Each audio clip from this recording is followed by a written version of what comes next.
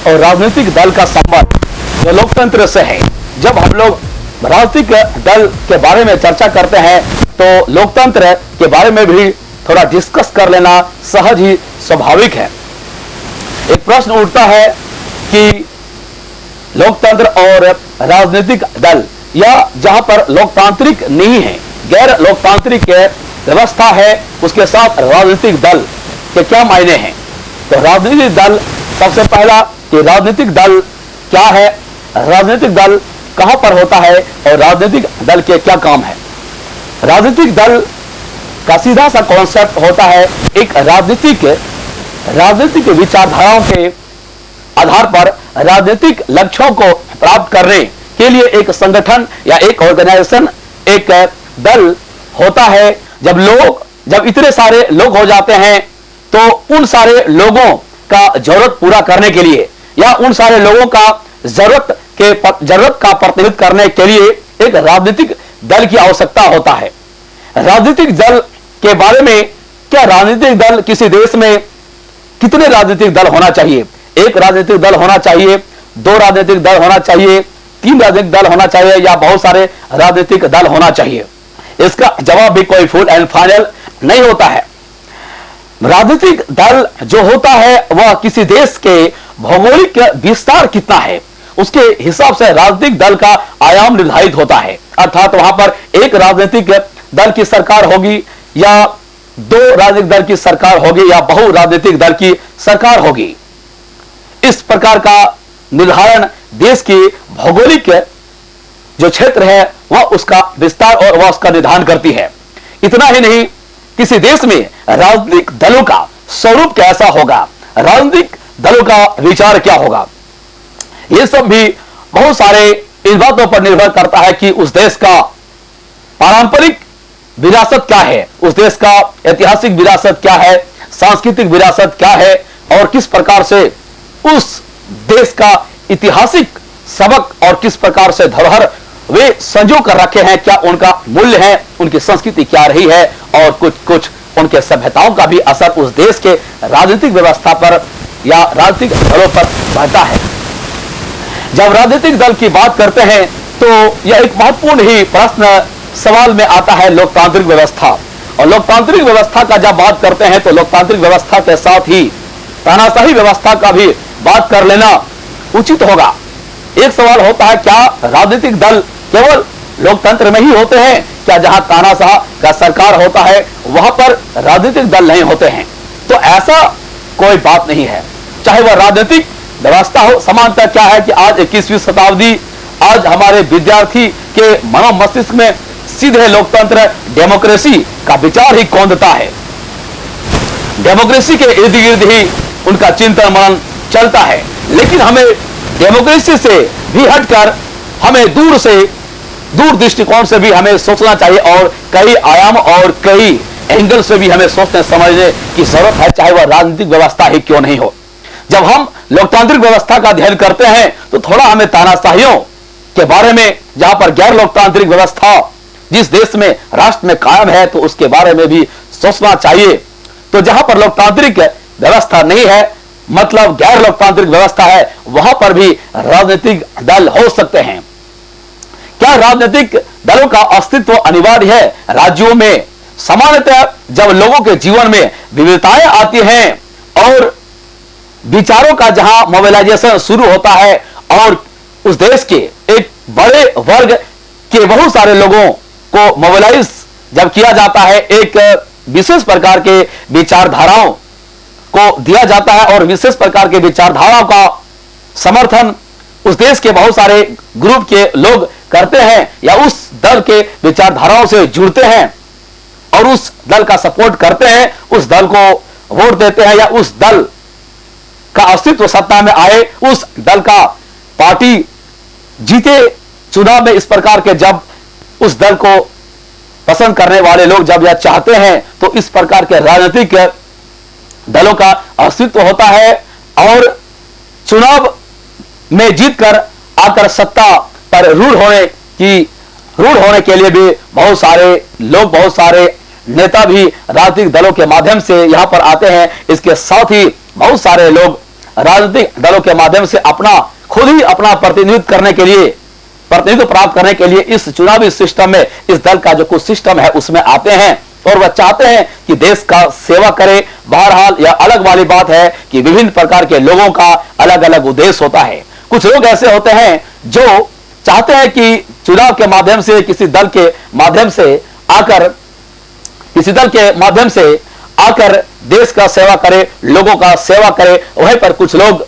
चाहते हैं कि इस चुनावी प्रक्रिया के माध्यम से इस राजनीतिक सिस्टम में आकर भ्रष्टाचार करे या भाई भतीजावाद करे या काफी धन का संग्रह करे। उनका उद्देश्य भी एन कैन प्रकार सत्ता को प्राप्त करना और लूट खसोट और धन का संग्रह करना होता है, ना कि मानववाद, समाजवाद, लोगों का कल्याण करने का विचारधारा से वे आते हैं। तो राजनीतिक दल का बारे में जब चर्चा करते हैं तो क्या राजनीतिक दल लोकतंत्र में ही उसका अस्तित्व होता है? नहीं, ऐसा नहीं है। जहां पर लोकतांत्रिक प्रणाली नहीं है, जिस देश में लोकतंत्र नहीं है, अर्थात जहां पर तानाशाह है, डिक्टेटर है, तानाशाही व्यवस्था है, वहां पर भी हमें दल सिस्टम देखने को मिलता है। जहां पर साम्यवादी व्यवस्था है, वहां पर भी हमें पार्टी सिस्टम, दल व्यवस्था देखने को मिलता है, जिसका एग्जाम्पल हम लोग देख सकते हैं चाइना कम्युनिज्म। कहने का मतलब चाइना तो बाहरी तरफ से यह दिखाता है कि वहां पर लोकतांत्रिक व्यवस्था है और बहु party system, multi party system, बहुदलीय व्यवस्था वहां पर है। बहुदलीय व्यवस्था का समर्थन वहां के सत्तारूढ़ शासन के द्वारा किया जाता है। लेकिन व्यवहार में हम देखते हैं चाइना में एक ही दल का सराहना किया जाता है और वन पार्टी फोकस्ड कंट्री है। वहां का सिचुएशन ही इस प्रकार का है कि वहां पर हमेशा एक ही दल का बोलबाला रहा है। तो इस प्रकार से और भी हम दुनिया के देशों में देखते हैं, कहीं पर एक दलीय व्यवस्था है व्यवहार में और हकीकत में कुछ और है, तो कहीं पर द्विदलीय व्यवस्था है और कहीं बहुदलीय व्यवस्था है। इसका एक एग्जांपल हम लोग अमेरिका में देखते हैं और इंग्लैंड में भी देखते हैं, जहां पर द्विदलीय व्यवस्था है। इंग्लैंड का भी एग्जांपल हम लोग देखते हैं, जहां पर लेबर पार्टी और कंजर्वेटिव पार्टी दो दलीय व्यवस्था है। यूं तो कहने के लिए यहां पर दो दलीय व्यवस्था है, लेकिन उनके राजनीतिक दृष्टिकोण, राजनीतिक जो विचारधारा है, उनके विचारधारा, उनके मतों में अलगाव, उनके मतों की विभिन्नता इतनी कम स्पष्ट है कि लोगों को उनकी अलग अलग आइडियोलॉजी को अलग करना बहुत ही मुश्किल हो जाता है। केवल हम लोग लेबर पार्टी और कंजर्वेटिव पार्टी जो ब्रिटेन में है देखते हैं, उनका जो इंप्लीमेंटेशन है चुनावी प्रक्रिया, चुनाव के बाद कोई राजनीतिक दल जब सत्तारूढ़ में आते हैं और किस प्रकार से अपना इंप्लीमेंटेशन करेंगे अपने योजनाओं को, उस योजनाओं को इंप्लीमेंटेशन कार्यान्वित करने के ढंग में ही कुछ परिवर्तन देखने को मिलता है। तो जिस प्रकार से हम लोग देखते हैं, जहां द्विदलीय टू पार्टी सिस्टम का एग्जांपल हमारा अमेरिका और ब्रिटेन है, ब्रिटेन का एग्जांपल जहां पर लेबर पार्टी और कंजर्वेटिव पार्टी का अस्तित्व है, वहां पर भी इन दो पार्टियों के अस्तित्व, इनके आइडियोलॉजी, इनके विचारधाराओं में अंतर करना, समानता बहुत ही मुश्किल नजर आता है। समानता जो लेबर पार्टी और कंजर्वेटिव पार्टी का आइडियोलॉजी है, जो विचारधारा है, इंग्लैंड में जो देखते हैं, ब्रिटेन में, वहां काफी मुश्किल नजर आता है। तो हम इस प्रकार से देखें कि किस प्रकार से ब्रिटेन में द्विपार्टी टू पार्टी सिस्टम होने के बाद भी उनकी विचारधारा में स्पष्ट अंतर नहीं है। केवल उनका जो अंतर देखने को मिलता है, उनकी योजनाओं को किस प्रकार से इंप्लीमेंटेशन किया जाता है, किस प्रकार से कार्यान्वित किया जाता है, हम वहां पर अंतर देखते हैं। तो इस प्रकार से हम एग्जाम्पल देखते हैं राजनीतिक दल के बारे में समानता यह देखा जाता है कि राजनीतिक दल के बारे में समानता जो साउथ एशिया है या दुनिया के देशों में भी उनका नजरिया समानता बहुत अच्छा देखने को नहीं मिलता है। कभी कभी तो बहुत सारे लोग हैं जिन्हें राजनीतिक दल के प्रति उनका नजरिया नकारात्मक उनका नजरिया होता है और वह जजमेंटल होता है। कुछ हद तक दुनिया का जब हम राजनीतिक इतिहास देखते हैं तो यह सही भी देखने को मिलता है, लेकिन यह इस प्रकार का जजमेंटल विचारधारा भी नहीं होना चाहिए। एक सवाल उठता है कि जब दुनिया के हम देशों में या चाहे भारत में ही राजनीतिक दलों का अध्ययन करते हैं तो बहुत सारे राजनीतिक दल हमें देखने को मिलता है जो कि वो अपना भ्रष्टाचार में लगे हुए हैं, अपना ही धन दौलत कमाने में लगे हुए हैं, अपना ही भाई भतीजावाद और परिवारवाद करने में लगे हुए हैं। जहां लोकतांत्रिक मूल्यों को प्रश्रय नहीं दिया जाता है, जहां ट्रांसपेरेंसी पारदर्शिता नहीं है, लोकतांत्रिक मूल्यों के आधार पर राजनीतिक व्यवस्था नहीं चलाया जाता है, तो इस प्रकार से क्या राजनीतिक दलों के प्रति लोगों का नजरिया संपूर्ण नकारात्मक होना चाहिए, या राजनीतिक दलों का बहिष्कार कर देना चाहिए, या राजनीति में बिल्कुल ही रुचि नहीं लेना चाहिए लोगों को? इसका कोई भी समाधान नहीं है, क्योंकि मानव अस्तित्व जब लोग रहेंगे तो राज्य में रहेंगे, और लोगों का विभिन्न प्रकार का जरूरत और विभिन्न प्रकार का उनका बिहेवियर इसी धरती पर होने वाला है और चलने वाला है। तो लोगों का जब जब जरूरत होगा तो राज्य का निर्माण होगा। संक्षिप्त में थोड़ा चर्चा करेंगे कि भारत में भी जब हम लोग देखते हैं, यहाँ पर बहुदलीय राजनीतिक शासन प्रणाली है, और इस बहुदलीय शासन प्रणाली में भी यहाँ पर हजारों दल है, हजारों विचारधाराओं के मानने वाले दल हैं, जिनमें से कुछ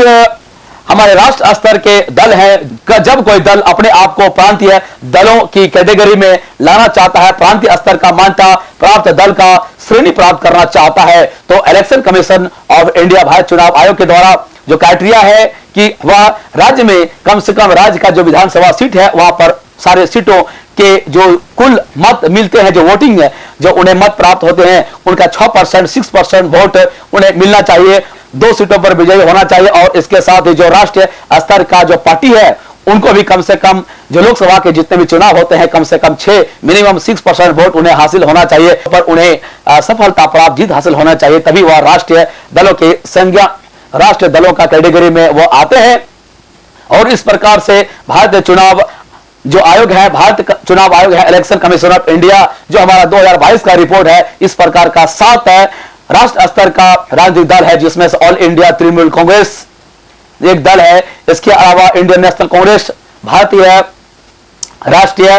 कांग्रेस दल है, जो विश्व के एक जाने माने विश्व के कई पुराने दलों में से एक है, और भारत में भारतीय राष्ट्र कांग्रेस का स्थापना 1885 में हुआ है। जो इस प्रकार का क्वेश्चन भी एजुकेशन में, जो इस प्रकार क्वेश्चन भी स्कूल या कॉम्पिटिटिव में कभी कभी पूछ दिए जाते हैं, तो इस प्रकार से हम लोग देखते हैं कि जो भारतीय राष्ट्रीय कांग्रेस है वह धर्मनिरपेक्ष मूल्यों पर विश्वास करती है, सेकुलर विचारधाराओं को प्राथमिकता देती है, इसके साथ ही जो भारत के माइनॉरिटी हैं उनको भी साथ में लेकर चलती है। इस प्रकार के विचारधाराओं के साथ भारत राजनीति में आए हुए हैं का जो भारतीय राष्ट्र स्तर का गठबंधन बना है, जिसमें से यूपीए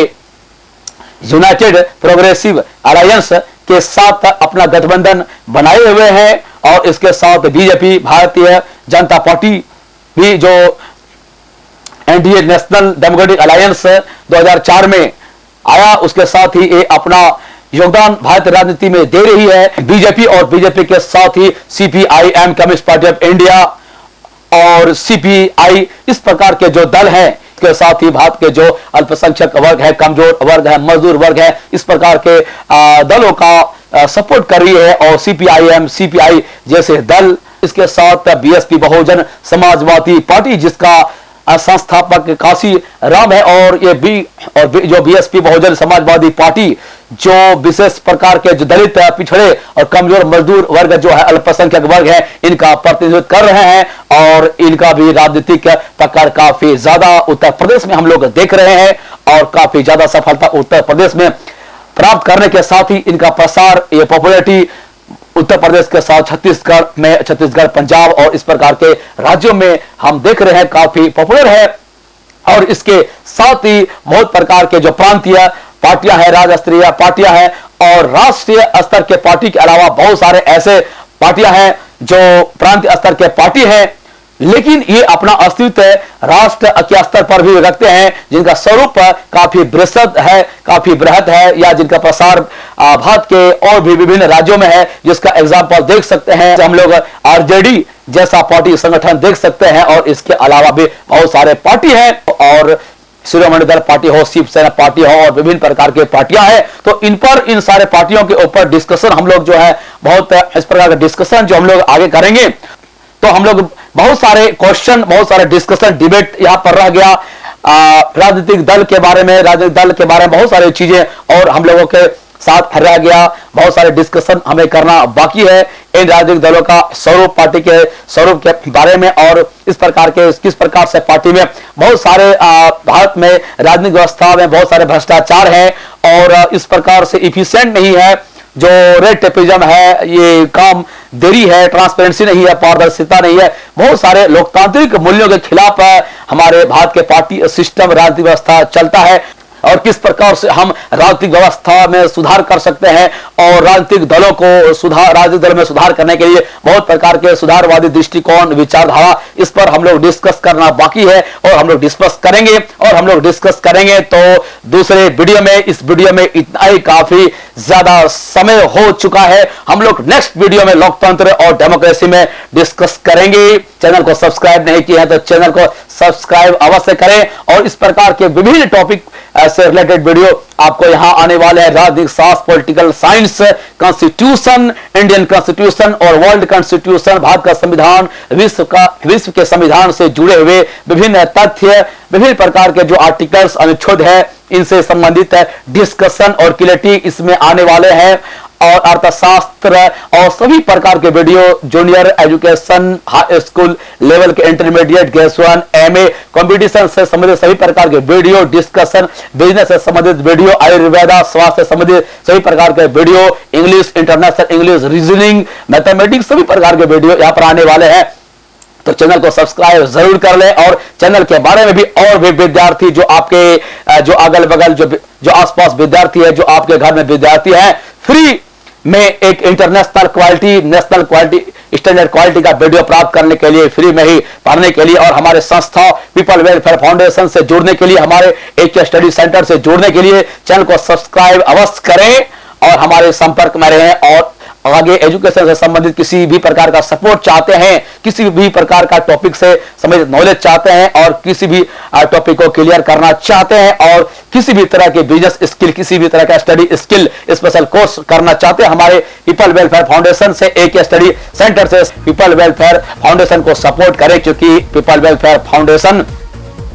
भारत की शिक्षा में क्रांति लाने के लिए तत्पर है और भारत में लोकतांत्रिक व्यवस्था पूर्ण रूप से स्थापित हो, इस पर काम कर रही है। इस वीडियो में इतना ही। बहुत बहुत धन्यवाद। Thank you very much. जय हिंद।